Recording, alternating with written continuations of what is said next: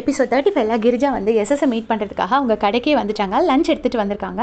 இங்கே ஒரு பக்கம் வந்து மீரா அப்பா பார்க்க வந்துட்டுருக்காங்க. நேராக போயிட்டு கிரிஜா என்ன பண்ணுறாங்கன்னா எஸ்எஸோட பின்னாடி முதுகில் தட்டுறாங்க. அவர் இவங்களை பார்த்து ஷாக் ஆகிட்டாரு. ஏன்னா மீரா இருக்கிறது அவருக்கு தெரியும், கிரிஜாவுக்கு தெரியாது. உன்னை யார் எங்கள் கடைக்கு வர சொன்னது அப்படின்னு சொல்லி கோவப்பட்டு இருக்கும்போது கரெக்டாக மீரா வந்துட்டாங்க. அப்பா அந்த ஸ்டாக்லாம் சொல்லிட்டேன் அப்படின்னு சொல்லி ஏதோ பேசினோடனே இதான் என் பொண்ணு மீரா அப்படின்னு சொல்லி உங்களுக்கு இன்ட்ரடியூஸ் பண்ணி வச்சுட்டு இவங்க நம்மளோட ரெகுலர் கஸ்டமர்மா, ஏதோ ஃபங்க்ஷனுக்காக 50 சாரி சேர்த்து வாங்கணுமா, அதுக்காக வந்திருக்காங்க அப்படின்னு சொல்லிட்டு சொல்கிறாரு. சொன்னோடனே மீரா அப்படியா அப்படின்னு சொல்லிட்டு இப்படி 2 பேரும் மாறி மாறி பார்க்குறாங்க. உத்து பார்த்துட்டு சரிப்பா நான் கிளம்புறேன் அப்படின்னு சொல்லி கிளம்பிடுறாங்க. கிளம்புனதுக்கப்புறமா இவர் பயங்கரமாக திட்டுறாரு. உன்னை யார் கடைக்கு வர சொன்னது அப்படின்னு. மீரா அங்கே இருக்கான்னு எனக்கு எப்படிங்க தெரியும் அப்படின்னு சொல்கிறாங்க. அதுக்கு வந்துட்டு ரொம்பவே டென்ஷனாக கத்துறாரு. நீ முதல்ல கிளம்பு, இனிமேல் கடைக்கே வந்துடாத அப்படின்னு சொல்கிறாங்க. இதனால கிரிஜா வந்து ரொம்ப அப்செட் ஆகியே கிளம்பி வராங்க. இது எல்லாத்தையுமே வந்து மீரா வந்து ஒட்டு கேட்டுட்டு இருக்காங்க.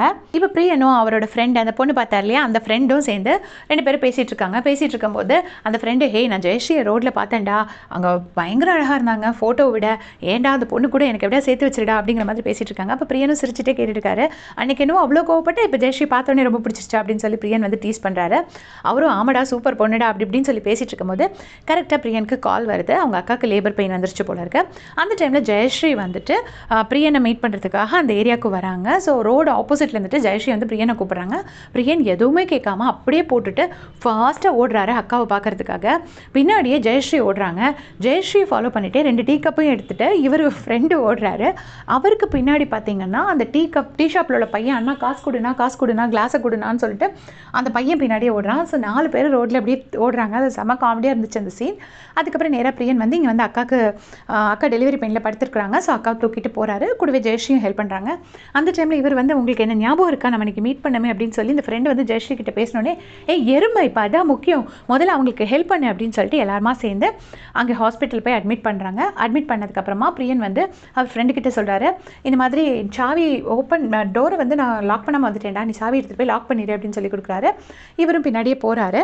இப்போ ஜெயஸ்ரீ வந்து பிரியன் கிட்ட நீங்கள் எதுவும் கவலைப்படாதீங்க, நான் லீவ் போட்டுட்டேன், எனக்கு உங்கள் கூடயே துணைக்கு இருக்கிறேன், முதல்ல அவங்க அக்கா ஹஸ்பண்ட் கிட்ட இன்ஃபார்ம் பண்ணுங்க அப்படிங்கிறாங்க. உடனே இவரும் அக்கா ஹஸ்பண்ட்க்கு இன்ஃபார்ம் பண்ணுறாரு.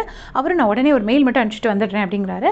அதுக்குள்ளாடி இங்கே பிரியன் கிட்ட வந்து கன்சென்ட் கேட்குறாங்க. இந்த மாதிரி வாட்டர் பிரேக் ஆகிடுச்சு, ஸோ உங்கள் அக்காவுக்கு வந்து நாங்கள் ஆப்ரேஷன் பண்ணி தான் ஆகணும், சி செக்ஷன் பண்ணி தான் ஆகணும் அப்படின்னு சொன்னோடனே பிரியனும் ஒரு வழி இல்லாமல் சைன் போட்டு கொடுத்துட்றாரு. சர்ஜரி முடிஞ்சு அழகான குழந்தையும் பிறந்துச்சு. அக்கா லேபர் பெயினில் இருக்கும்போதெல்லாம் வந்து ஜெயஸ்ரீ அக்காவோட கையை வந்து தடவி கொடுத்துருப்பாங்க. இதெல்லாமே பிரியன் பார்த்துருப்பாரு. ஸோ அவங்களுக்குள்ள ரொம்ப பியூட்டிஃபுல்லான மொமெண்ட்ஸ் இருந்துச்சு. கடைசி ஜெயஸ்ரீயை பார்த்துட்டு ரொம்ப தேங்க்ஸுங்க அப்படின்னு சொல்லி சொல்கிறாரு. அதுக்கு வந்து அதெல்லாம் ஒன்றும் இல்லை, நீங்களும் எனக்கு நிறைய ஹெல்ப் பண்ணியிருக்கீங்கன்னொடனே இல்லை நீங்கள் இந்த தேங்க்ஸ் அக்செப்ட் பண்ணி தான் ஆகணும் அப்படின்னு அவர் சொல்கிறாரு. ஜெயஸ்ரீயும் ஹாப்பியாக அந்த இடத்துல இருந்து கிளம்பிடுறாங்க. அக்கா ஹஸ்பண்டும் வந்து குழந்தைய பார்த்துட்டாரு. எல்லாருமே ஹாப்பியாக இருக்காங்க. இப்போ வீட்டில் வந்து Meera and sisters and Jaggu எல்லாருமே உட்காந்து பேசிகிட்டு இருக்காங்க. அப்போ மீரா நடந்த விஷயத்தெல்லாம் சொல்கிறாங்க. அவங்க ஒரு லஞ்ச் கொண்டு வந்திருந்தாங்க, ஆனால் லஞ்ச் அப்பா கொண்டு வந்த மாதிரி தெரியல, ஏன்னா போகிறப்ப அந்த லஞ்ச் பேக்கு கொண்டு போனாங்க அப்படின்னு சொன்னோடனே ஜெயஸ்ரீ சொல்கிறாங்க அவங்களோட லாயர் பிரெயின் யூஸ் பண்ணி, அதெல்லாம் ஒன்றும் இல்லை, லஞ்ச் வந்து அப்பாவுக்கு தான் கொண்டு வந்திருப்பாங்க, கொண்டு வந்துட்டு நைஸாக வந்து நீ பார்த்தனால அப்படி பேக் அடிச்சிருப்பாங்க அப்படின்னு சொல்லி சொல்கிறாங்க. அப்போ ஜக்கு சொல்கிறாரு, நான் பார்த்த அன்றைக்கி கூட அவங்க லஞ்ச் கொண்டு தான் வந்தாங்க. ஓஹோ, அப்போ இவர் அவங்களோட லஞ்சை தான் சாப்பிட்டுட்டு இருக்காரா அப்படின்னு சொல்லி 3 பேர் பேசுகிறாங்க. அப்போ மீரா சொல்கிறாங்க, ஆனால் நான் ஒரு விஷயம் ஒட்டு கேட்டேன், இனிமேல் அப்பா வந்து அவங்கள கடைக்கு வர வேண்டாம்னு சொல்லிட்டாங்க அப்படின்னோடனே எல்லாரும் செம்ம ஹாப்பியாக இருக்காங்க. இப்போ சித்தும் ஹரணியும் அந்த ஃப்ளாட்டோட ஓனரை மீட் பண்ணுறாங்க. அந்த ஓனர் கேட்குறாரு, நீங்கள் 2 பேரும் உண்மையிலே ஹஸ்பண்ட் அண்ட் ஒய்ஃப் தானாமா, இந்த காலத்தில் எதுவுமே ஒரு நம்பவே முடியல, அவங்க கழுத்தில் தாலியும் இல்லை, இந்த முன்னாடியெல்லாம் நாங்கள் கல்யாணம் ஆனவங்களை பார்த்தா கரெக்டாக அடையாளம் கண்டுபிடிச்சிருவோம் அப்படி இப்படின்னு சொல்லி பேசுகிறாரு. அதெல்லாம் ஒன்றும் இல்லை, நாங்கள் நியூலி மேரிட் கப்பல் அப்படின்னு சொல்லி இவங்க 2 பேர் பேசுகிறாங்க. உடனே என் ஒய்ஃப் கிட்ட பர்மிஷன் கேட்டுட்டு உங்களுக்கு வீட்டை கொடுத்துட்றேம்மான்னு சொல்லிட்டு ஒய்ஃப்கிட்ட பர்மிஷன் கேட்குறாரு. நம்ம பவித்ரா மாதிரியே இருக்குமா அந்த பொண்ணு, பார்த்தா நல்லவங்களா தெரியுறாங்க, வீடு கொடுக்கலாமான்னு கேட்குறாரு. அவங்களும் ஓகேன்னு சொல்கிறாங்க. உடனே வந்துட்டு எப்போவுமே நான் என் ஒய்ஃப் கிட்ட பர்மிஷன் கேட்காம எதுவுமே பண்ண மாட்டேமா அப்படின்னு சொல்லிட்டு நீங்கள் வந்து எனக்கு அட்வான்ஸ் எல்லாம் அனுப்பிடுங்க அப்படின்னு சொல்கிறாரு. சித்தும் அட்வான்ஸ் அனுப்பிடுறாரு. அப்புறமா கூடி சீக்கிரம் உங்களோட மேரேஜ் சர்டிஃபிகேட், ஆதார் கார்டு எல்லாமே கொடுத்துருங்க அப்படின்ட்டு அங்கேருந்து கிளம்புறாரு. கிளம்புனதுக்கப்புறமா ஹரிணி கேட்குறாங்க, நீங்களும் இதே மாதிரி என்னை வந்து அன்பாக பார்த்துப்பீங்களா அப்படின்னோடனே, நீ என்ன லவ் பண்ணுறதுக்கு முன்னாடி நான் உன்னை லவ் பண்ணுவேன் ஹரிணி, நான் உன்னை ரொம்ப அன்பாக வச்சுக்குவேன், ஆனால் இப்போ மேரேஜ் சர்டிஃபிகேட் தான் எங்கே போகிறதுன்னு தெரியல அப்படிங்கிறாரு. அதுக்கு ஹரிணி சொல்கிறாங்க, அதெல்லாம் ஏன் இருக்குல்ல பார்த்துக்கலாம் அப்படின்னு சொல்லிட்டு அங்கேருந்து கிளம்புறாங்க. அப்போது சித் கேட்குறாரு, நீ உன்னால் என் வீட்டுக்கு வர முடியுமா அப்படின்னு கேட்குறாரு. அதுக்கு வந்து சரி வரேன் அப்படின்னு சொல்லிட்டு போகிறாங்க. இங்கே மதுவோட அம்மா மது கிட்ட போயிட்டு பேசுகிறாங்க. மது கொஞ்சம் கூட மனசாட்சியே இல்லாமல் அம்மா பேச பாட்டோட சவுண்டை ரேஸ் பண்ணி வச்சுட்டு அம்மாவை ரூமை விட்டு வெளியே அனுப்புகிறாங்க. பாவமாக இருந்தது. அவங்க அம்மா வெளியே வந்து அழுதுகிட்டே இருக்கிறாங்க. அழும்போது எஸ்எஸ் கரெக்டாக வீட்டுக்குள்ளே வராரு. அப்போ எஸ்எஸ்கிட்டையும் கோவப்பட்டுட்டு கிரிஜா உட்காந்துருக்காங்க.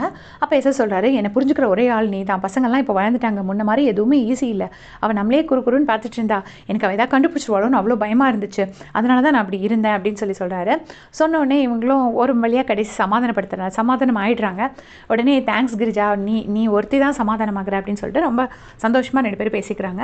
அதுக்கப்புறமா அவர் என்ன சொல்கிறாருன்னா, இந்த மாதிரி மது ஒரு பையன் கூட பேசுகிறான்னு சொன்னேன்ல, அந்த பையனோட டீட்டெயில்ஸ் வாங்கி கூட நம்ம பேசி பார்ப்போம், நல்ல பையனான்னு பேசி பார்ப்போம் அப்படின்னு சொல்லிட்டு கிரிஜாவுக்கு அட்வைஸ் பண்ணுறாரு.